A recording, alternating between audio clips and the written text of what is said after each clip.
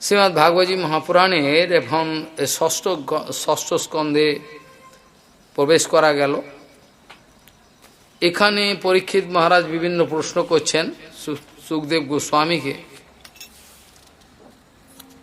তারপর সেখানে ধীরে ধীরে আমরা গিয়ে দেখতে পাবো অজামিলের উপাখ্যান, অর্থাৎ রাজা প্রশ্ন করছেন যে কর্মের দ্বারা কর্মের তো ক্ষয় হয় না, কর্ম না কর্ম নিহার নহি আত্মান্তিক সাথে, কর্মের দ্বারা কর্মের কোনো ক্ষয় হয়। তার আগে রাজা বলছেন, রাজার যে প্রশ্নটা ছিল যে দৃষ্ট শ্রুতাভ্যাম যৎ পাপম জানন্নোপি আত্মন অহিতম করতি ভূয় বিবসহ প্রায়শ্চিত্ত মথো কথম। রাজা প্রশ্ন করছেন গুরুদেবকে, সুখদেব গোস্বামীকে, যে এই যে দৃষ্ট শ্রোতাভ্যাম,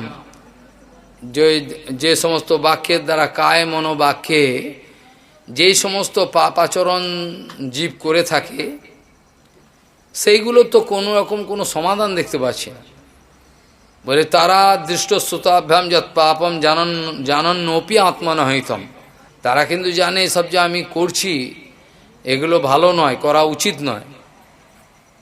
করতি ভূয় বিবসহ, তথাপি তারা বিবশ হয়ে আবার সেই সব কাজগুলো করেন। তো তাতে প্রায়শ্চিত্ত মাঝে মাঝে তারা করে, কিন্তু প্রায়শ্চিত্ত তারা কি সমাধান হবে? প্রায়শ্চিত্ত তারা করে, করতি ভূয় বিবসহ, আবার বিবশ হয়ে যে কর্মটা তারা মনে করছেন করা উচিত নয়, আবার সেই কর্মটাই আবার করছেন। করতি ভূয় বিবসহ প্রায়শ্চিত্ত অর্থ কথম, তাহলে প্রায়শ্চিত্ত কি করে হতে পারে?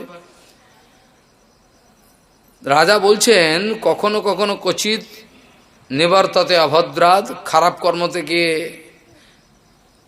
উপরত হয়, কখনো কচিত চরতি তৎপুন, আবার সেই কর্ম করে, কখনো বন্ধ রাখে।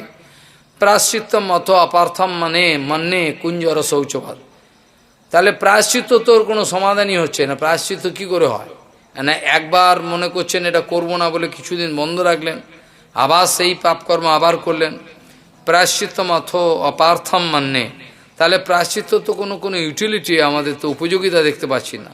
মানে কুঞ্জর শৌচবধ, হস্তি যেমন স্নান করে, স্নান করার পরেতে ধুলো ময়লাতে আরও বেশি করে গাটাকে মাখায়, তাতে কি হয়? হস্তি স্নান বলে একটা কথা আমাদের হয়, সমস্ত কিছু করে যা বৃথা হয়ে যায় সেটাকে এক কথা হস্তির স্থান, হস্তির যে স্নান, সেরকম কুঞ্জর শৌচবধ কথা বলা হয়। এখন সুখদেব গোস্বামী উত্তর দিচ্ছেন যে ঠিকই কথা, যে কর্ম দ্বারা, অর্থাৎ কর্ম দ্বারা কর্মের প্রায়শ্চিত্ত করে। বলছেন হে রাজন, কর্ম দ্বারা অর্থাৎ চন্দ্রায়ণ আদি ব্রতের দ্বারা কর্মের অর্থাৎ পাপের একবারে মূলোচ্ছেদন হয় না, কারণ ওই সকল প্রায়শ্চিত্তে অধিকারী অবিদ্বান পুরুষ, সুতরাং তাদের অবিদ্যা নাশ না হওয়ায় প্রায়শ্চিত্ত করলেও সংস্কার যেহেতু রয়ে যায়, সেহেতু পুনঃ আবার সেই কাজকর্মগুলো করে। কর্মণা কর্ম নিহার নহি অত্যান্তিক সাথে, তারা প্রায়শ্চিত্ত করবার জন্য চান্দ্রায়ণ আদি ব্রত পালন করেন, কিন্তু তাদের ভেতরে আত্মজ্ঞান জাগ্রত হয় নাই, তাই জন্য তাদের যে সেই সব পাপ বাসনা, সেইগুলো সংস্কারগুলো রয়ে যায়, আর সেই সংস্কার থাকার ফলেতে তাদের প্রায়শ্চিত্ত বাস্তবিক হয় না। এইভাবে ধীরে ধীরে তপসা ব্রহ্মচর্যেন সমেন চ দমেন চ ত্যাগেন সত্য শৌচাভ্যাম যমেন নিয়মেন বা, এইরকমভাবে তারা প্রায়শ্চিত্ত করবার চেষ্টা করেন, পাপকে মুছে দেওয়ার, কিন্তু বড় মুশকিল, এইভাবে হওয়াও মুশকিল। বলছেন এইভাবে পাপকে নাশ করে। কিন্তু দেখো অগ্নি যেমন বৃহৎ বেনু, অগ্নি যদি বাঁশে বাঁশে ঘর্ষণ রেখে অগ্নি প্রজ্বলিত হয়, তাতে যেমন অগ্নি সেই বাঁশের ঝাড়েতে লেগে সমস্ত পুড়িয়ে দেয়, সেরকম সেইরূপ শ্রদ্ধাযুক্ত ধর্মজ্ঞ ব্যক্তিগণ ওই তপস্যা ব্রহ্মচর্য এইসব দ্বারা এগুলোর দ্বারা পাপকে বিনষ্ট করতে পারেন, এটা আছে, কিন্তু পরিপূর্ণরূপে হয় না। কিন্তু ভগবত ভজনের কথা এর আদর্শটা রাখতে গিয়ে বলছেন, যারা ভগবানকে হৃদয়েতে ধারণ করে রাখেন সেরকম কোনো পুরুষের সেবার দ্বারা তার হৃদয় নির্মল হয়, এ কথা আমরা দেখব। ন তথাহি অগভান ন তথাহি অঘবান রাজন পুয়ে তো তপ আদিবি যথা কৃষ্ণার্পিত প্রাণ তৎপুরুষ নিষেবয়া। বলছেন এইরকমভাবে পাপকে একেবারে ধুয়ে ফেলার তপস্যা আদি বিভিন্ন পদ্ধতির দ্বারা পাপকে সরিয়ে দেওয়ার বিভিন্ন নাশ করার বিভিন্ন পথ আছে। কিন্তু কৃষ্ণার্পিত প্রাণ যে সমস্ত মহাপুরুষগণ আছেন তাদের সেবার দ্বারা যেরকম হয় সেরকম অন্য কিছুর দ্বারা হয় না। প্রাশ্চিত্তানি চিরণানি নারায়ণ পরামুখম ন নিষ্পনন্তি রাজেন্দ্র সুরা কুম্ভ মিবাপগা। প্রাশ্চিত্য করলেও হরিবিমুখ ব্যক্তিকে কোনো প্রাশ্চিত্যই পবিত্র করতে পারবে না। একমাত্র পবিত্র করবার রাস্তা হলো ভগবত চিন্তন, আর কোনো কিছু নয়। আর এইভাবে ধীরে ধীরে উদাহরণ দিতে গিয়ে সেখানে বলছেন, সুখদেব গোস্বামীজি বলছেন যে তোমাকে একটা পুরনো ঘটনা আমি জানাবো, সেই পুরনো ইতিহাস একটা জানলে পরে তুমি এ ব্যাপারে বুঝতে পারবে যে ভগবত নাম ভগবত ভজন কতটা মহিমাপূর্ণ, এটা অনুভব করতে পারবে। বলতে গিয়ে সুখদেব গোস্বামী পরীক্ষিত মহারাজজিকে বলছেন, অত্র চ উদাহরন্তম ইতিহাসম পুরাতনম দূতানম বিষ্ণু যময়ো সংবাদস্ত্বম নিবোধমে।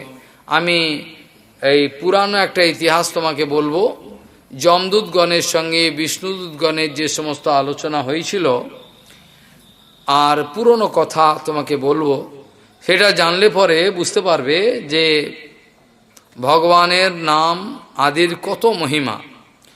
কান্নকুব্জে দ্বিজ কশ্চিৎ দাসীপতি রজামিল নামনা নষ্ট সদাচারো দাস্যা সংসর্গ দূষিত। দাসী সংসর্গেতে দূষিত একটা অজামিল বলে একজন ছিল, এক ব্রাহ্মণ, সে দাসীপতি হয়েছিল কান্নকুব্জ দেশে। সে সদাচারী ছিল পূর্বে, কিন্তু পরে বিভিন্ন কারণে অসৎসঙ্গ করে তার সমস্ত পতন হয়েছিল। এতে তার কি হলো, জীবনের দীর্ঘ সময় নষ্ট হয়ে গেল। বলছেন দাস্যা সংসর্গ দূষিত। আর তিনি পূর্বে যে পিতা মাতা সেবা করতেন তার পত্নীও ছিল অত্যন্ত সুশীলা, কিন্তু মানুষকে যখন মায়া আশ্রয় করে তখন যে কি হয় তা বলা যায় না। মায়া আশ্রয় করলে, মায়া যখন কাউকে কেউ বুদ্ধি ভ্রষ্ট করে তখন তার সদ অসৎ কোনো জ্ঞানই থাকে না।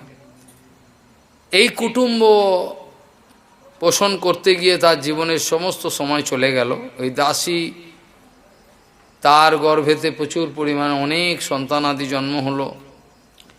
আর শেষে একটা ছোট ছেলে, শেষের যে ছেলেটা সেটা ছোট, কোনো মতে, এটা অনেক অন্য পুরাণ আদিতে সব কাহিনী আছে, সেখানে বলছেন যে তার নামটা নারায়ণ রেখেছিল। এখন প্রশ্ন হলো, আমাদের নারায়ণ কেন রাখলো? যে ব্যক্তিটার সমস্ত বিশ্বাস চলে গেছে, অপকর্ম করছে, সেখানে একটা পুরাণ আদিতে সব বর্ণনা আছে যে কোনো একটা সাধুর দল সে গ্রাম দিয়ে যাচ্ছিল, তারা সেখানে আশ্রয় গ্রহণ করে, এরকম ধরনের কথা। এবং সেখানে সেই পত্নীকে, সে তখন ছিল না, পত্নীকে দেখে তার সন্তানের নাম নারায়ণ রাখবার কথা একটা উপদেশ দিয়েছিলেন, অনেক ঘটনা। আর পত্নীর যা ইচ্ছা তাই পতির ইচ্ছা, সেই থেকে নারায়ণ নাম রাখা হয়েছিল, ভগবানের ইচ্ছা। নারায়ণ নাম রাখার ফলে তার অনেক সুবিধা হলো, কেন উঠতে বসতে খেতে যে কোনো সময় তাতে তার ছেলের নাম ধরে ডাকত, প্রিয় পুত্র ছিল। তস্য প্রবয়স পুত্রা দশ তেষান্তু যো অবমহ, যে ছোট পুত্রটা, 10টা পুত্র, তার মধ্যে যে ছোট বালো নারায়ণ নামনা পিত্রশ্চ দ্বৈত ভৃষম, পিতার অত্যন্ত প্রিয় ছিল। এবং উঠতে বসতে যে কোনোভাবে সবসময় সে তার স্নেহপাশে বন্ধনে ছিল, আর তাকে যখন তখন ডাকতো এরমভাবে। এইভাবে তার নারায়ণের নাম অভ্যাস হতো। আর এই করতে করতে কি হলো, স এবং বর্তমান অজ্ঞ মৃত্যুকালে উপস্থিতে মতিন চকার স্তনয়ে বালে নারায়ণ আহ্বায়ে, যখন তার মৃত্যু উপস্থিত হলো, অনেক বছর বয়স হয়ে গেছে, বলছেন খেতে বসতে ভঞ্জান প্রপীবন খাদন বালকম স্নেহযন্ত্রিত ভোজয়ন পায়য়ন মূঢ় ন বেদাগত অন্তকম। সে মূর্খ, বুঝতে পারতো না তোমার মৃত্যু চলে এসছে। সে খেতে বুঝতে উঠতে পান করতে সমস্ত সময় স্নেহের দ্বারা সে এমন আবদ্ধ ছিল, সে তার যে মৃত্যু সম্মুখে উপস্থিত এটা সে ভুলে গেছে। এই করতে বর্তমানে কি হলো, মৃত্যুকাল যখন উপস্থিত হলো, সে হঠাৎ তার পুত্রকে, ছোট পুত্র নারায়ণকে সংবোধন করে ডাকতে আরম্ভ করল। যার যার প্রতি ভালোবাসা তাতে অভিনিবেশ থাকে। তাকে যখন নারায়ণ বলে তাকে ডাকতে আরম্ভ করলো, তখন কি হলো না, সেখানে যমদূতগণ সেখানে তাকে নেওয়ার জন্য বক্র তণ্ডান ঊর্ধ্বরম আত্মনম নেতুম আগত, লোমগুলো খাড়া খাড়া বিভৎস দেখতে যমদূতগণ সেখানে তাকে নেওয়ার জন্য সেখানে উপস্থিত হলো। সেখানে দূরে কিরানকাশাক, বলছেন দূরে কিরানকাশক্তম পুত্রম নারায়ণ আহ্বয়ম, আর প্লাবিতেন সরেন উচ্চৈর আজুহাব কুলেন্দ্রিয়, ব্যাকুল ইন্দ্রিয় হয়ে, ইন্দ্রিয়গণের ব্যাকুল একদম এমন অবস্থা, শিথিল অবস্থা, সেখানে সে চিৎকার করে নারায়ণ বলে ডেকে ফেলল। নিশম্রিয় মানস্য মুখত হরিকীর্তনম ভর্তুর নাম মহারাজ পার্ষদাহা সহসা পতন। এখন যেহেতু নারায়ণের নাম উচ্চারণ করলো সে মুখে, সেই জন্য বিষ্ণু পার্ষদগণও সেখানে উপস্থিত হল। বিষ্ণুর পার্ষদগণ সেখানে উপস্থিত হওয়াতে যমদূতগণকে সেখানে বাধা দান করলো, এখানে নিতে পারবে না, তাকে কেন নিচ্ছ ইত্যাদি কথাতে তাদের মধ্যে কিছু তর্ক বিতর্ক উপস্থিত হলো। ধর্মের স্বরূপ সেখানে তাদের জিজ্ঞাসা করলো, তুমি তো বলছো, তাদের মধ্যে সব আলোচনা হলো। যখন এই আত্মাটাকে টেনে নিয়ে যাবে অজামিলকে, সেই সময় যমদূতগণকে বিষ্ণুদূত কি করলো, বারণ করলেন, অত্যন্ত ক্ষমতার সঙ্গে তাদেরকে নিবারণ করলেন, যদি নিতে পারবে না। তাদেরকে দেখতে বড় অদ্ভুত, সর্বে পদ্মপলা সাক্ষা পীত কৌশে অবাসসা কিরীটিন কুণ্ডলীন লসৎ পুষ্কর মালিন, পদ্মমালা গলে চতুর্ভুজ রূপ ধারণকারী পীত কৌশে বাসসা, আর সর্বে চ নতুন বয়স, নতুন বয়স তাদের, নবযৌবন, সর্বে চারু চতুর্ভুজাহা, এইরকম ধরনের চারিদিকে আলো, চারিদিকে অন্ধকারকে নিবারণ আলোকিত করে সেখানে তারা বিরাজমান ছিল। যমদূতগণ কিছু বুঝতে পারল না এরা কারা, আর এদের ক্ষমতা বিশাল, আর তোমরা কে, তোমরা নিতে এসছো, ধর্ম জানো তোমরা, কে জুয়ম, তোমরা কে। এইভাবে পরস্পরের মধ্যে এই যে কথোপকথন হলো, ইতিমধ্যে এই যে আমাদের অজামিলজির ব্যাপারে সিদ্ধান্ত বিশ্বনাথ চক্রবর্তীবাদ আদি বলছেন, সে নারায়ণ এই যে নাম সাংকেতম পরিহাসম স্তোভম হেলনমেব বা এই যে কথা আছে, বৈকুণ্ঠ নাম গ্রহণম অশেষ অগহরম বিদু, এতে সে এই নারায়ণ নারায়ণ এই যে নাম উচ্চারণ করতে করতে ছেলের নাম তার পাপ সকলের নাশ করেছিল। আর টিকাকাররা বলছেন তার যখন শরীর ছাড়ার সময় হয়েছিল তখন সেখানে কি হয়েছিল বলছেন, হঠাৎ মুখে একটু নামের উদয় হয়েছিল সামান্য, যার ফলেতে সেখানে কি হয়েছিল, সেই বিষ্ণুদূতগণ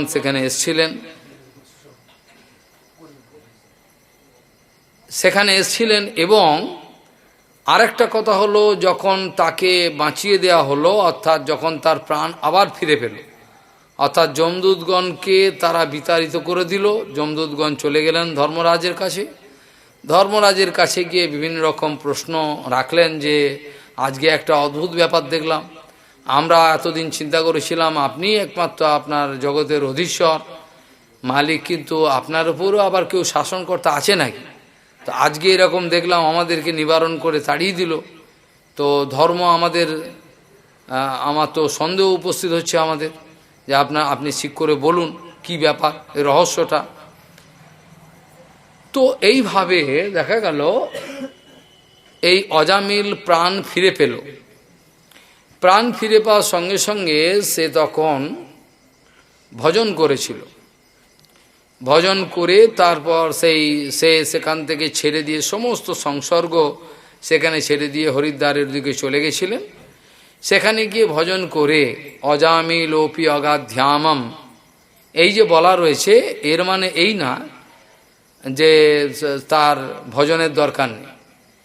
এই যে যমদূতগণের যে কথোপকথন, এটার যে তার অপ্রাকৃত উপদেশ। প্রথম কথা হলো সেই যে মৃত্যুসজ্জায় পড়ে তার সৎসঙ্গ কোথায় হলো, এটা তো মনে হতে পারে। তার সৎসঙ্গ হয়ে গেল এই যে যমদূতের সঙ্গে বিষ্ণুদূতের কথাগুলো হচ্ছে, ওই যে দেখছে, এই কথোপকথনের মাধ্যমে অর্থাৎ বিষ্ণুদূতদের দর্শন হলো, তাদের কথোপকথন শুনল, এটাই ধরে নাও তার একটা দীক্ষাস্বরূপ। অনেকে প্রশ্ন করেন যে দীক্ষা পরীক্ষিত মহারাজের কোথায় হলো, কে তো বলতে পারেন পরীক্ষিত মহারাজের দীক্ষাটা কোথায় হলো, এই প্রশ্ন করতে পারেন। সেক্ষেত্রে ভক্তি সিদ্ধান্ত সরস্বতী গোস্বামী ঠাকুর প্রভুপাদ বলছেন, আপনারা দীক্ষা মানে কি বোঝেন? দীক্ষা মানে কি? দীক্ষা মানে হলো দিব্যজ্ঞান প্রাপ্তি। সেটা তোমাদের ক্ষেত্রে গায়ত্রী আদি বিভিন্ন দেওয়া হয়, মায়েরা তো গায়ত্রী পাবেন না, এখানে গায়ত্রী দেওয়া হয়। আর সেখানে শ্রীমদ্ ভাগবতী মহাপুরাণ যে সম্পূর্ণরূপে বলা হলো পরীক্ষিত মহারাজের সামনে, তাতে কি তার দীক্ষার কোনো অভাব থাকলো কি? পরীক্ষিত মহারাজ তার সম্মুখে, পরীক্ষিত মহারাজের সম্মুখে সুখদেব গোস্বামী নামক যে পরমহংস শ্রেষ্ঠ, তিনি যে সমগ্র ভাগবত কীর্তন করলেন, আর পরীক্ষিত মহারাজ যেভাবে আকুল প্রাণেতে সেই ভাগবতী মহাপুরাণের সমস্ত কথা শুনলেন, এতে কি তার কোনো দীক্ষার অভাব হয়ে গেল কি, না দীক্ষা হলো না? এটা প্রশ্ন। দীক্ষা মানে হলো তার দিব্যজ্ঞান জাগরুক হওয়া। যেখানে অগ্নিপুরাণে বলছেন গায়ত্রী রূপ অসৌ, বলছেন না ভাগবতী মহাপুরাণকে, গায়ত্রী রূপ অসৌ, এটা গায়ত্রীর রূপী। আর সমগ্র ভাগবত শোনবার পর পরীক্ষিত মহারাজের সর্বসিদ্ধি হয়েছিল। এখন এগুলো নিয়ে তার্কিক ব্যক্তি যদি প্রশ্ন করেন তার দীক্ষা কোথায় হলো, কি হলো, তারা অজ্ঞ, তারা জানেন না। তাদের যে মন্ত্র দীক্ষা হয়েছে বলে দাবি করছেন, তারা প্রমাণ করতে পারেন না তাদের যে দিব্যজ্ঞান হয়েছে, তাই তাদের এত তর্ক। কাজে এখানে সৎসঙ্গ তাদের কোথায় হলো, কোথায় অজামিলের দীক্ষা হলো?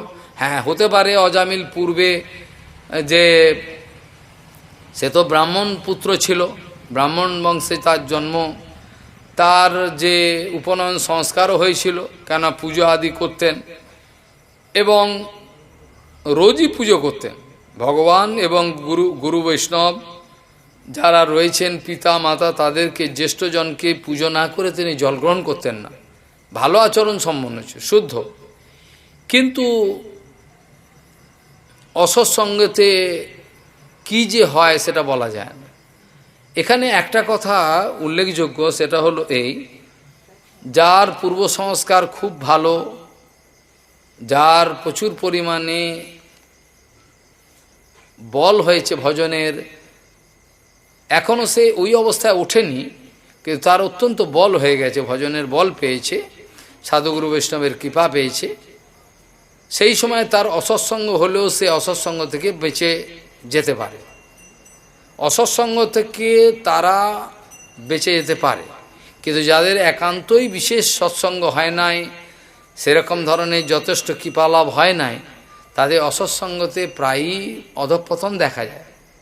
অসৎসঙ্গ তাদের যেটুকু হয়েছে, সে অসৎসঙ্গ যথেষ্ট ছিল না, এই জন্য তাদের পতন হয়। এখানে অজামিলেরও সেরকম অবস্থা। অজামিলের সৎসঙ্গ কোথায় হয়েছে সেরকম তো কিছু বলা নেই। অজামিলের যে নৈতিক চরিত্র ছিল, সেই নৈতিক চরিত্রটাও একটা সীমাবদ্ধ ছিল। সেই নৈতিক চরিত্রের যে ব্যারিয়ারটা, সেটা মায়ার আকর্ষণে ভেঙে গেল। তার দু তিনটে উদাহরণ দিলে বোঝা যাবে। যেমন সনাতন গোসাই যখন ওই কারাগারে ছিলেন, সনাতন গোসাই যখন কারাগারে ছিলেন, সনাতন গোসাইকে রূপগোসাই বললেন যে স্বর্ণ মুদ্রাগুলো মুদির কাছে রাখা আছে, সেইগুলো দান করে ওই মুসলমান যে মুসলিম যে তোমাকে যে বন্ধ করে রেখেছে, রাজা তো চলে গেছেন যুদ্ধেতে, তুমি তাকে ওইগুলোকে দিয়ে সেগুলো রেহাই পাও। অনেকে এইটা ছলনা করে ঘুষ নেওয়াটাকে অনুমোদন ভাবতে পারেন। মানুষের তো চরিত্রের ঠিক নেই, সে বলবেন এই তো সনাতন গোসাইয়ের সময় তো ওখানে ঘুষ দিয়েছিল, আমরা ঘুষ নিলে কী দোষ। সেখানে হচ্ছে হরিভজনের জন্য সে যে কোনোভাবে মহাপ্রভু চরণে পৌঁছাবার জন্য যে কোনোভাবে তাকে ওই ওয়ে আউট করে তাকে বেরোতে হবে। সেখানে সেটা ঘুষের তুল্য হলো না, সে তো ভগবান চরণে আত্মনিবেদন করবে, সেই জন্য সে করেছে। সেটার সঙ্গে ঘুষের কোনো অনুমোদনের কোনো সম্ভাবনা নেই। বোকা লোকগুলো সবই অনুমোদন করিয়ে নেয় ভাগবতকে দিয়ে, তা নয়। সেখানে দেখা গেল সেই যে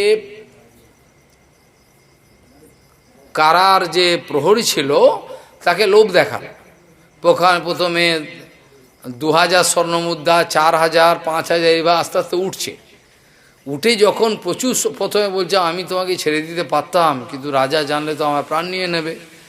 তখন সনাতন গোসাই যুক্তি দিচ্ছেন, আমি তো তোমাকে যখন শাসন কার্যে ছিলাম তোমাকে কত উপকার করেছি, তো তুমিও আজকে আমাকে সেরকম একসঙ্গে তুমি সব পাবে, তোমার সঙ্গে তোমাকে এত হাজার স্বর্ণমুদ্রা দেবো, এগুলোও তুমি পেয়ে যাবে আর ধর্মও পাবে। আর তুমি চিন্তা করো না, আমি মক্কায় চলে যাব, তোমার কোনো চিন্তা নেই, আমি মক্কায় চলে যাব। তুমি খালি রাজাকে বলবে সকালবেলা শৌচকর্মে বেরোলো, এত বড় তালা পায়ে বাঁধা, সেখানে ঘসরাতে গিয়ে হঠাৎ গঙ্গায় ঝাঁপ দিল, কোথায় চলে গেল জানি না, দ্বারকা সহিত কোথায় বয়ে গেল, মরে গেছে আমি বলতে পারবো না। বলে শৌচকর্মে গেছিলো, আমি দাঁড়িয়েছিলাম, শৌচকর্ম শেষ হলে আবার নিয়ে এসে তাকে রাখবো, কিন্তু হঠাৎ সেই ঝাঁপ দিয়ে গঙ্গায় চলে গেল, আমি কিছু বলতে পারবো। এইভাবে বলবে, আর তোমাকে প্রচুর পরিমাণে স্বর্ণমুদ্রা দিচ্ছি। এখানে ওই যে একটা করে দেখো, প্রথমে বলবো আমি করব না, না এটা অন্যায়, তারপর ধীরে ধীরে স্বর্ণমুদ্রার সংখ্যা বাড়াবার সঙ্গে বলে হ্যাঁ করতে পারতাম, কিন্তু এই হচ্ছে আমার অসুবিধা। তারপর শেষে যখন প্রচুর পরিমাণে লোভ দেখানো হলো, তখন তার সমস্ত নিয়ম আর যা কিছু আছে সব চলে গেল, তখন সে রাজি হয়ে গেল। এইভাবে অজামিলেরও এখানে তার একটা নৈতিক চরিত্র ছিল না তা নয়, ছিল, কিন্তু অজামিল যেটুকু নৈতিক চরিত্র ছিল, যতটা তার বল ছিল নৈতিক চরিত্রের, তাতে ওই যে কুদৃশ্যটা দেখলো, এখানে বেশ্যাসঙ্গ যে দেখলো সেখানে, সেইটা দেখার পরেতে সে অনেক সামলাবার চেষ্টা করলো নিজেকে, অনেক ফাইট করলো নিজের সঙ্গে, এটা তো অত্যন্ত নোংরা, এ তো ভালো নয়। এইভাবে কেন, তার অলরেডি ছিল পরিবার, ছিল সমস্ত পিতা মাতা, শুদ্ধ ব্রাহ্মণ, ভালো, কিন্তু সে নিজের সঙ্গে লড়াই করতে করতে সেখানে নৈতিক যে ভাবটা ছিল সেটা হেরে গেল। দুর্বল ব্যক্তিগণের এইটি হয়, লোভনীয় বস্তু সম্মুখে এলে তখন সে নিজের সঙ্গে লড়াই, বিবেকের সঙ্গে লড়াই করতে করতে শেষকালে হেরে যায়। কিন্তু যাদের বল প্রচুর পরিমাণে লাভ করেছেন সাধুসঙ্গ, তাদের চিৎবল প্রচণ্ড বেশি, আর সেই কারণে তারা সেখান থেকে উদ্ধার পান। কালাকৃষ্ণ দাসেরও তাই। কালাকৃষ্ণ দাস বাস্তবিক পক্ষে ওখানে লেখা আছে, কালাকৃষ্ণ সবে এসছে, তখন নিত্যানন্দবাবু প্রস্তাব করলেন, এই নতুন এই এসছে, একে তুমি যদি নিয়ে যাও, এ কিছু করবে না, পেছনে তোমার তো নাম গণনায় হাতটা বন্ধ থাকে, তা তোমার এই বস্ত্র আর বহির্বাস আর যে কমণ্ডল এটা বহন করবে, কিচ্ছু বলবে না। এখন আমাদের অনেকে প্রশ্ন করবেন, সাক্ষাৎ ভগবানের সঙ্গে রয়েছে, এখন আমাদের প্রশ্ন হলো, চাপাল গোপাল কি ভগবানকে দেখেছিল? আজকে জীব আমার কেন ভারী আমি বুঝতে পারছি, প্রচণ্ড, তোমাদের বললেও তোমরা শোনো না, আমার কষ্ট হয়। বলছি সেখানে কি বলছিলাম এক্ষুনি, চাপাল গোপাল কি ভগবানকে দেখেনি? চাপাল গোপাল ভগবানকে দেখেছিল তো, কিন্তু ওটাকে ভগবানকে দেখা নয়। চাপাল গোপাল ভগবানকে দেখেও দেখেনি। চাপাল গোপাল ভগবানকে দেখেও, এমনকি চাপাল গোপালের থেকে বরঞ্চ কাজী ভাগ্যবান। কেন কাজীকে নৃসিংহদেব অলরেডি রাত্রিবেলা এসে যে কৃপা করেছে, তার বলেতে চাঁদির একটু দর্শন খুলেছিল। তা বলে তুমি তো গৌরহরি বলে ফেললো হঠাৎ, আজ থেকে কীর্তন কেউ মানা করবে না। তাহলে চাপাল গোপালের থেকে ভাগ্যবান ছিল হচ্ছে কাজী। তাহলে চাপাল গোপাল কি ভগবানকে দেখেও দেখেছিল? দেখেনি। এইভাবে পাষণ্ডগণ ভগবানকে দেখেও দেখে না। এরকম কালাকৃষ্ণ দাস, তাকে আসবার সঙ্গে সঙ্গে মহাপুরুষ পাঠিয়ে দিয়েছিল। এখন অনেকে প্রশ্ন করে ভগবানের সঙ্গে এটা হলো কেন? আমাদের প্রশ্ন হলো, কালাকৃষ্ণ দাসকে পাঠানো হয়েছিল মহাপ্রভুর সঙ্গে, কিন্তু এনে যে মহাপ্রভু সাক্ষাৎ পরাপ্রভু অখিলেশ এই দর্শন তো তার তখনও খোলেনি, সে তো সাধুসঙ্গ করেন। ওখানে লেখা আছে সবে এসছে কালাকৃষ্ণ দাস, নিত্যানন্দ বলি নতুন ব্রাহ্মণ, একে তুমি নিয়ে যাও সঙ্গে। তো দেখা যায় আমরা শাস্ত্রীয় বিচারে দেখি, সাক্ষাৎ ভগবানের থেকেও আমাদের বৈষ্ণব সঙ্গ বেশি দরকার। সব জায়গায় শাস্ত্রে বিচার করে সে দেখবে, তুমি আগে ষষ্ঠ স্কন্ধে আমাদের আসবে, সেখানে বৃত্তাসুর থেকে আরম্ভ সব জায়গায় সেখানে দেখা যাচ্ছে যে সাধু সঙ্গের মহিমাটা সবচেয়ে বেশি। ভগবত ভক্তের সঙ্গেতে ভগবানের বিষয়ে অবগত হওয়া যায় এবং সবচেয়ে বেশি লাভ। সেই জন্য ভগবানের সঙ্গে থেকেও লাভ হয় না। অনেক সময় পরম চেতন জগতের যে গুরু বৈষ্ণব, তার সঙ্গে লেখেও অনেকে ভুলভাল করে, বলে করে না, বিপদে চলে যায়। কত দেখা গেছে। এবং এটা বেশি হিসাব করে দেখবেন, 100 ভাগের মধ্যে 99 ভাগ ব্যক্তি যারা বিশুদ্ধ গুরু বৈষ্ণবের সেবা করেছেন, তাদের অধঃপতন হয়েছে। এর কারণ কি? সবাই তো ভয় পেয়ে যাবেন। যারা শুদ্ধ গুরু বৈষ্ণবের সেবাতে লেগেছিলেন, তাদের বেশিরভাগ 99 ভাগ ব্যক্তির পতন হয়ে গেছে। হিসাব করলে দেখবেন পর তারা নেবে এসছে সংসারে। কারণ কি? কোনো না কোনোভাবে তাদের প্রাকৃত দর্শন হয়ে গেছে, কোনো না কোনোভাবে। এই প্রাকৃত দর্শন হওয়ার সঙ্গে সঙ্গে তাদের ক্ষতিগ্রস্ত হয়েছে। আবার শাস্ত্র বলছেন যে সাধুসঙ্গের মতো এত বড় কিছু নাই। সৎসঙ্গে সাধুসঙ্গেতে ভগবানের কাছে তাড়াতাড়ি যাওয়া যায়। সাধুসঙ্গে অর্থাৎ আমি বলতে চাইছি, সাধুগুরু বৈষ্ণবের সেবাতে যতটা ভয়ের সম্ভাবনা আছে, বন্ধবই সাবধান মতে এই জন্য বলা আছে, আবার ততটা পরিমাণে লাভের উপায় আছে। যদি সেরকমভাবে করে, একেবারে সঙ্গে সঙ্গে তার লাভ হয়ে যাবে। এইভাবে দেখা যায় যে যার যতটা নৈতিক চরিত্রের শক্তি হয়েছে, ততটা পরিমাণে লাভ। এটা নৈতিক চরিত্রটা জড়জগতের লোকের ক্ষেত্রে বললাম। কেউ ঘুষ খায় না, আমার স্বামী ঘুষ খায় না, ভালো, নৈতিক চরিত্র একটু স্ট্রং। আর যদি দেখা যায় ঘুষের পরিমাণ কেউ বাড়িয়ে বাড়িয়ে কোটি টাকায় নিয়ে গেল, তখন বলো ও তাহলে করতে পারি, কিন্তু এরম অবস্থা যদি হয় করতে পারি, তাহলে তার নৈতিক চরিত্র সেখানে ভেঙে গেল। এথিক্যাল যে নৈতিক চরিত্রের যে স্ট্রেংথটা, এটা ডিপেন্ড করে লোভনীয় বস্তু করতে করতে ওখানে গিয়ে একটা ব্রেক র্যাপচার হয়ে গেল। কিন্তু সাধুগুরু বৈষ্ণবের ক্ষেত্রে কিন্তু তা নয়। সাধুগুরু বৈষ্ণবের ক্ষেত্রে তোমাদের যদি পরীক্ষা করা হয়, দেখতে পারো যে কোনোভাবে দুনিয়ার জিনিস কামিনী কাঞ্চন একাট্ঠ করে দিলেও তাদেরকে জয় করতে পারা যায় না। এখানেই হচ্ছে জড়জগতের লোকের সঙ্গে যে নৈতিক চরিত্র আদি আলোচনা করা হলো, তার সঙ্গে ভগবত ভক্তের যে পার্থক্যটা এখানেই। ভগবত ভক্তের কোনোরকমভাবে এমন জিনিস তারা লাভ করেছেন, কোনোরকমভাবে ওইসব দিয়ে তাদেরকে বশীভূত করা যায় না। অজামিল এখনও পূর্ণাঙ্গ রূপে ভগবত ভজনে নিয়োজিত হয়নি। ব্রাহ্মণ সে পুজো করে খায়, ঠিক আছে, রোজই অর্চন ফর্চন করে খায়, জল পান করে, কিন্তু তার কি সে ভজন বল হয়েছে? সেরকম তো হয় না। আজকে যে এই মৃত্যুর সময় উপস্থিত হয়েছে, অনেকে কুতর্ক উত্থাপন করবেন, এত সোজা মহারাজ, অজামিল ওপি অগাধ্যাম, অজামিলও ধামে চলে গেছেন, এত ভালো কথা, তাহলে আমরাও মৃত্যুর সময় যদি কোনো মতে উচ্চারণ করি নাম হয়ে যাবে। নামাভাসে তো মুক্তি পর্যন্ত হয়। নামাভাসে কি মুক্তি? বিষয় মুক্তি। নামাভাসেতে বিষয় মুক্তি হতে পারে, জড় বিষয় যে নামাভাসেতে হতে পারে, নামাভাসেতে বিষয় মুক্তি হতে পারে, নামাভাসেতে সমস্ত পাপ রাশি ক্ষয় হতে পারে। আর ভগবান নাম যে কি জিনিস সেটা বর্ণনার অতীত। তাহলে আমাদের প্রশ্ন হলো এই উত্তর, কেউ যদি প্রশ্ন করে থাকেন যে কি করে অজামিল ভগবানকে পেয়ে গেল, এত একটা পাপিষ্ট, তার উত্তরে বিশ্বনাথ চক্রবর্তী বলছে যে দিনে দিনে খালি নারায়ণ নারায়ণ নারায়ণ ডেকেছেন, যে কোনোভাবে ডেকেছেন, তো তার ওই পূর্বে যা পাপ রাশি সব গেছে। এখন প্রশ্ন হলো তার ওই যে নাম উচ্চারণের একটা যে নামাভাস উপরে এসেছিল,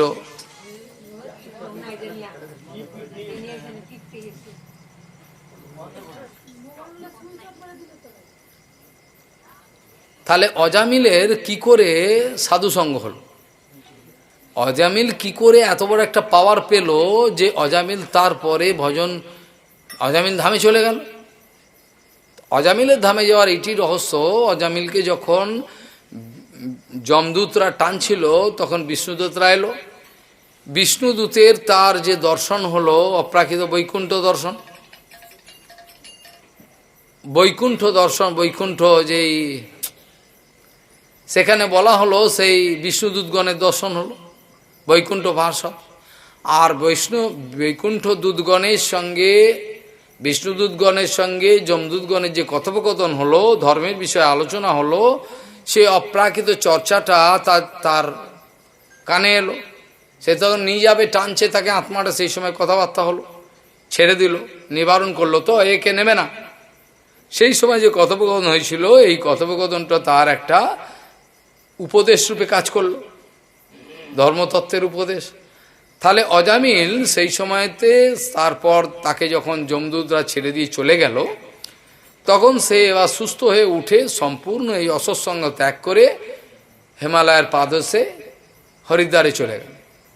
সেখানে গিয়ে সেখানে সে আবার ভজন করেছিল, তারপর ভজন করে ভজনীয় বস্তু লাভ করেছিল। তাহলে তার তো আপত্তি কিছু নেই, ভজন করে লাভ করেছিল, তৎক্ষণাৎ নেয়নি। অনেকে মনে করেন বা তৎক্ষণাৎ নিয়ে চলে গেল, তৎক্ষণাৎ নেয়নি, তখন তাকে ছেড়ে দিয়ে চলে গেল। তাকে ছেড়ে দেওয়ার ফলেতে তার যে অসৎসঙ্গের যে বালাইটা ছিল চিরদিনের মতো ঘুচে গেল। অসৎসঙ্গের যে প্রসঙ্গটা তার চিরদিনের মতো ঘুচে গেল, আর অসৎসঙ্গ রইল না। আর সে মানুষে সেই যে বিষ্ণুদূতগণের সঙ্গ করলো, একবার তো সাক্ষাৎ সঙ্গ হয়েছে, সে দেখেছে, তা মানুষে খালি চিন্তা করলো সেই বিষ্ণুদূতগণের তার কথোপকথন, এইটি তার পক্ষে একটা পথপ্রদর্শক হয়ে গেল, একটা গুরুর কাজ করলো তারা। এতে যে উপদেশেতে সেই যে পরবর্তী সময়েতে ভজন করে ভগবানের কাছে ধামে পৌঁছে গেল, এতে কি আশ্চর্য থাকতে পারে? যমদূতগণ এবার সেখানে গিয়ে যখন বিষ্ণুদূতা অনেক কিছু প্রশ্ন করলো, তোমরা ধর্ম কি বোঝো? জুয়ম বৈ ধর্ম রাজস্ব যদি নির্দেশকারিণ ব্রুত ধর্মস্য নম, বলছেন ব্রুত ধর্মস্য ন স্তত্যম যচ্চ ধর্মস্য লক্ষণম। বলছেন তোমরা যদি ধর্মরাজের পরিকর হও, তোমরা যদি তার নির্দেশ পালন করবার জন্য এসে থাকো, তাহলে তোমরা নিশ্চয়ই ধর্মের তত্ত্ব জানবে। ব্রুত ধর্মস্য ন স্তত্যম যচ্চ ধর্মস্ব লক্ষণম, ধর্মের লক্ষণটা কি বলো, ধর্মের তো কি ধর্ম তোমরা বুঝেছ, কাকে শাস্তি দেওয়া উচিত, কে শাস্তির যোগ্য, কাকে ছেড়ে যাওয়া উচিত, দণ্ড কার উপর উচিত নয়, এগুলো তোমরা জানো। এতে যমদূতরা পরিষ্কারভাবে বলল, যমদূতা উঁচু, আমরা তো জানি বেদ প্রণীহিত ধর্ম হি অধর্মস্তৎ বিপর্যয়, বেদের অনুমোদিত যা কিছু সেটা ধর্ম, আর তার বিপরীত তো অধর্ম। আবেদ নারায়ণ সাক্ষাৎ স্বয়ংভুব রীতি সুশ্রম, আমরা শুনেছি বেদ হচ্ছে সাক্ষাৎ নারায়ণ। আর এই যে অজামিল, এ সারা জীবনে যেসব পাপ করেছে, কি বেদবিহিত কর্ম করেছিল, এ তো অন্যায় কর্ম করেছে, এত বড় পাপ, অজামিলের মতো পাপই পাওয়া তো মুশকিল, তো আমরা তাই জন্য ওকে নিতে এসছি।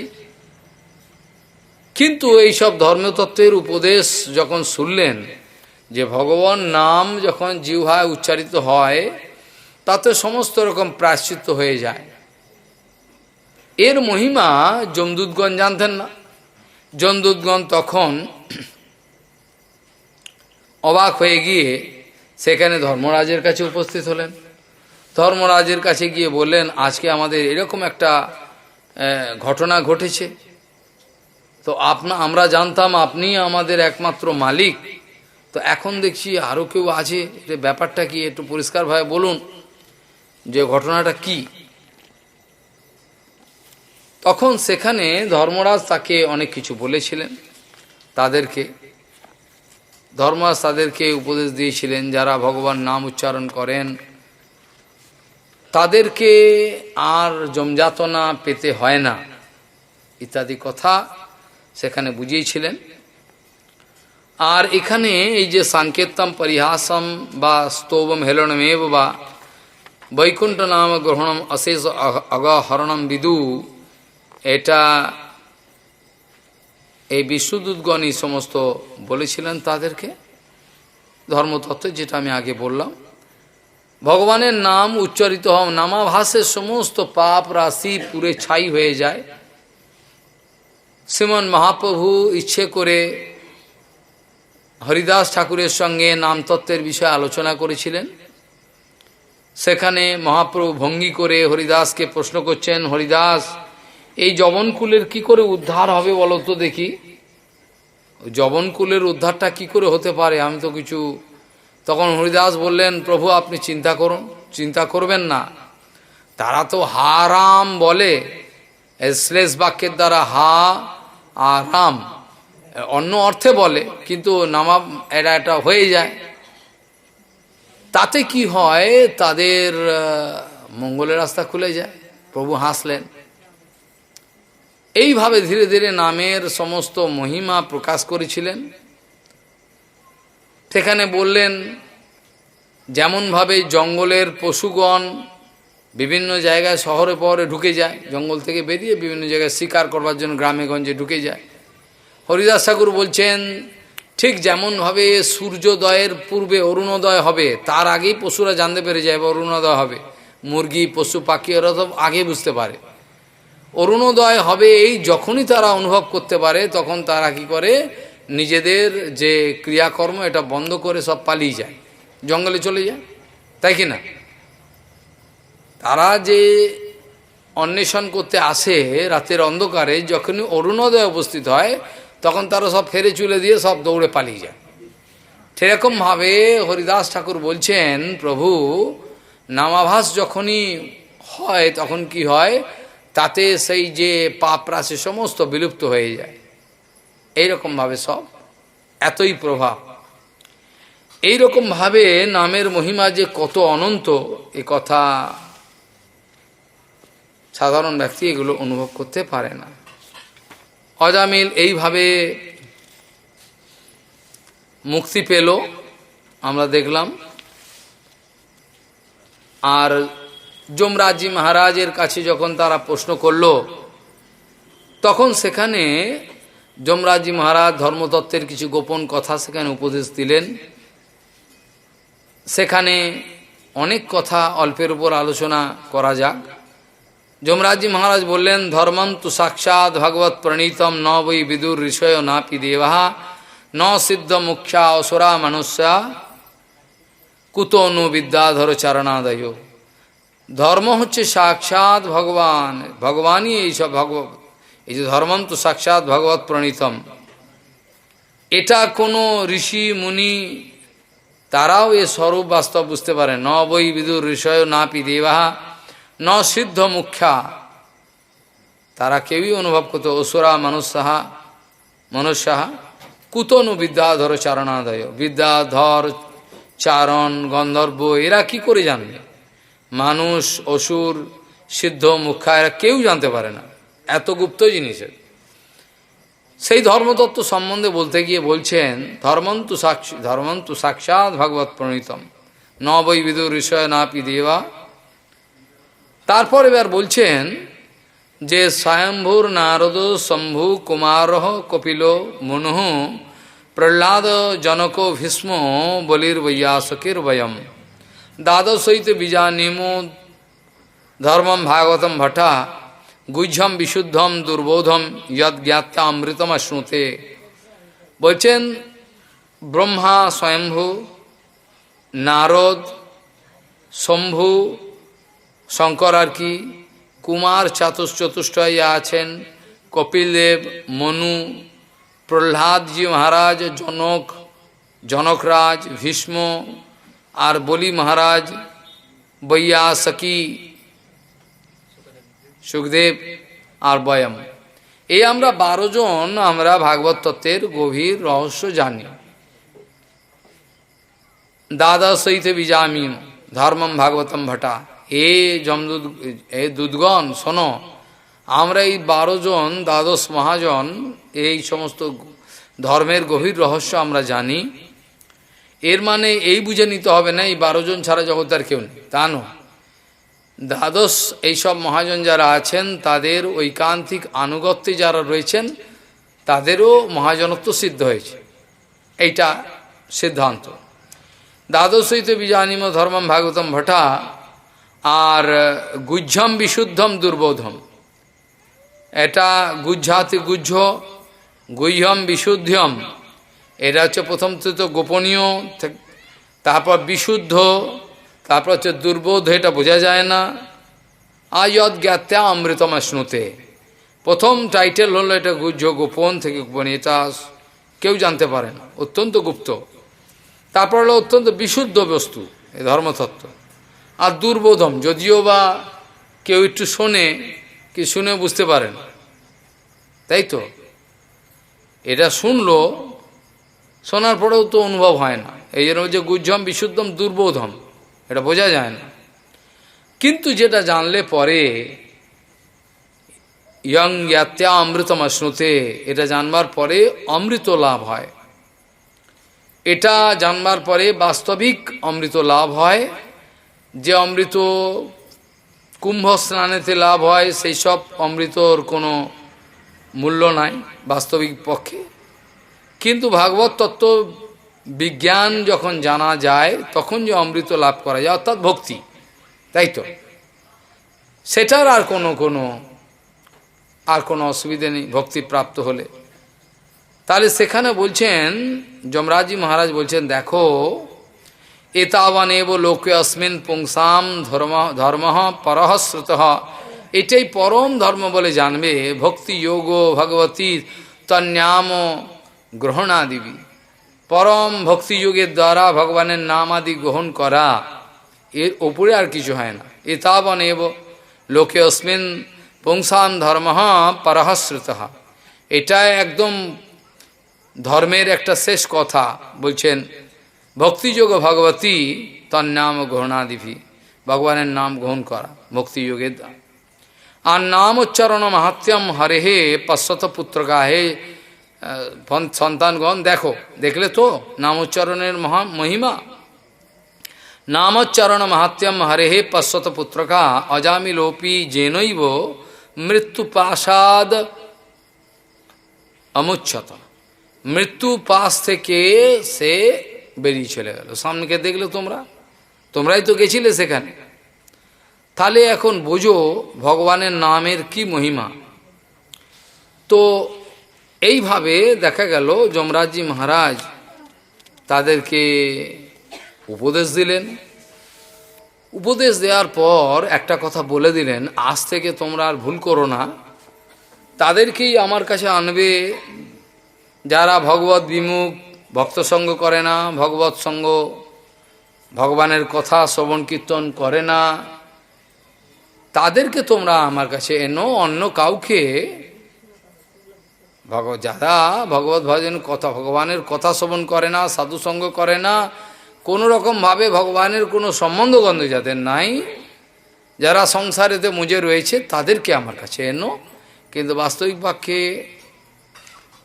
যাদের ভগবত প্রসঙ্গ হয়ে গেছে, ভগবানের কথা শুনছে আদি, তাদেরকে এনো না। তান অনায়োধ্যম আসৌত, তানম অনায়োধ্যম আসৌত বিমুখান মুকুন্দ পদার বিন্দ মকরন্দ রসাদ অজস্রম নিষ্কিঞ্চনৈর পরমহংস কুলৈর অসঙ্গৈর জুষ্টাদ গৃহে নিরয়বত্মনি বদ্ধতৃষ্ণান। বলছেন তাদেরকে আনবে যে সমস্ত অসৎগণ ভগবানের চরণকমল থেকে বিমুখতা প্রাপ্ত হয়েছে, আর নিষ্কিঞ্চন পরমহংস গুরু বৈষ্ণবের কোনো সঙ্গই তারা কোনোদিন করে নাই, কেবল গৃহের সেই রসেতে পড়ে রয়েছে। জ্যেষ্ঠাদ গৃহে নিরয়বত্মনি, যেটা নরকের দ্বার, এই সংসার ভগবত সম্বন্ধ না থাকলে সংসার নরকের দ্বার।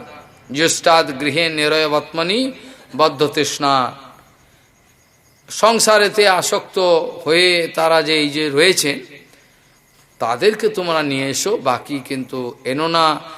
আজকে যে তার সঙ্গে তর্ক বিতর্ক করেছ, আমারই তোমরা লোক, সেখানে প্রণাম জানাচ্ছেন।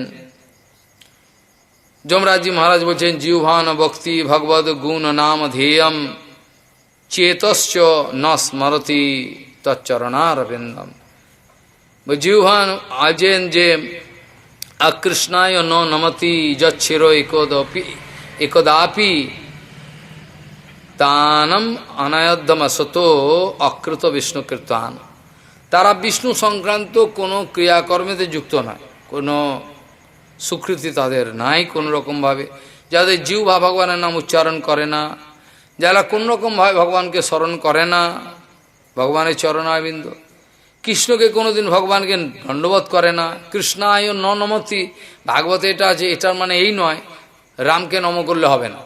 কৃষ্ণ এই শব্দটার কৃষ্ণায় ন নমতি যচ্ছির একদাপি, এর দ্বারা এই সিদ্ধান্ত বুঝতে হবে যে কৃষ্ণ যেহেতু সর্ব অবতারের অবতারী, সেখানে রাম, নৃসিংহ, বরাহ, কুর্ম, ভগবানের যে কোনো বিষ্ণু অবতারের আরাধনাই করুক, তাতে তার কোনো অমঙ্গল হবে। এখানে অনেকে হয়তো বুঝতে পারবেন কৃষ্ণায় নর্মতি মানে কৃষ্ণকে নম করলে না হবে না, কৃষ্ণ নেই, এখানে কুর্মরূপ রয়েছে। চৈতন্য মহাপ্রভু যেখানে গেছেন কুর্মরূপী ভগবানের দণ্ডবাদ করেছেন, যেখানে যেখানে কোথায় কোথায় গেছে, শ্রী শঙ্কর পার্বতী ওখানে গিয়ে দণ্ডবাদ সব জায়গায় তো করেছেন। শঙ্কর যেখানে যেখানে গেছেন চৈতন্য মহাপ্রভু, সেখানে তিনি ভক্তের লীলা করছেন, সেখানে গিয়ে শঙ্করকে দণ্ডবোধ করছেন, করেনি রামেশ্বরে গিয়ে বিভিন্ন জায়গায়। ভগবানের এইটি লীলা, ভগবান তো করবেন। এইভাবে নৃসিংহদেবের কাছে গিয়ে নিত্যস্তুতি করেছেন, করেননি? তাহলে সব জায়গায় এই কথাটার মানে এইটা যেন কেউ না বোঝে যে কৃষ্ণ যারা ভজন করেন তারাই একমাত্র উদ্ধার পাবেন, আর রাম আদি দেবতা পাবেন, এটা নয়। এটার অর্থ হল কৃষ্ণ সর্ব অবতারের অবতারী, তার মধ্যে সমস্ত কথাই এর মধ্যে লুকিয়ে রয়েছে। কিন্তু কৃষ্ণ নাম উচ্চারণের সঙ্গে সঙ্গে সব হয়ে গেল, কেন কৃষ্ণের সর্ব অবতারের অবতারী। কিন্তু দেবতা যারা স্বর্গের দেবতা, তাদের আরাধনার পরেতে কিন্তু মুক্তি হবে এরকম কোনো কথা লেখা নেই। আর আমি আগেও বলেছি, কাশী মরণাথ মুক্তি জীবগোস্বামী বা দেখিয়েছেন, মুক্তি অবশ্যই হবে, গ্যারেন্টি, ছাপ পড়ে গেল, কিন্তু ক্রমমুক্তি এগুলো জানতে হবে সিদ্ধান্ত। তাহলে কৃষ্ণকে যে দণ্ডবোধ করে না একবারও, এই সমস্ত যারা দেখলে জিহ্বা যার নাম ভগবান নাম উচ্চারণ করে না, ভগবানের চরণোদ্বয়কে যারা স্মরণ করে না, এই সমস্ত ব্যক্তিদের তোমরা ধরে নিয়ে আসবে। বাকি ভগবান আমার যারা পরিকর, তাদের ভুল হয়ে গেছে। তৎক্ষমতাম স ভগবান পুরুষ পুরাণ নারায়ণ সপুরুষের যদ অসৎ কৃতম ন। বলে এ তো এরা তো বুঝতে পারেনি। সানাম অহো ন বিদুষাম রচিতাঞ্জলিনাম খ্যান্তির গরিয়সী নমঃ পুরুষায় ভুমনে। ভগবানের নিকট যমরাজজি ক্ষমা প্রার্থনা করছেন, ভগবান আমার এই যে দুধগণ, হে প্রাণ পুরুষ নারায়ণ নিজ ভিত্ত আমার যে পরিকর তারা সব অন্যায় করেছে, সেটা তো আমারই অন্যায় হলো, আমার পরিকরগুলো অন্যায় করেছে, আমারই অন্যায় হচ্ছে। ভগবান পুরাণ পুরুষ নারায়ণ নিজ ভিত্তগণ আমরা যে অন্যায় করিয়াছি তাকে আপনি ক্ষমা করুন। আমরা তারই লোক মাহাত্ম অবগত না হওয়াতেই অপরাধ করিয়াছি।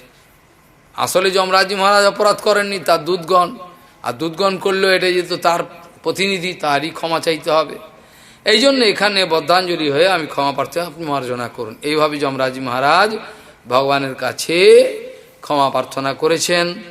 তারপরে এখানে যমরাজি মহারাজ যেটা বলছেন, এটা সমস্ত সমাজের মনে রাখা দরকার।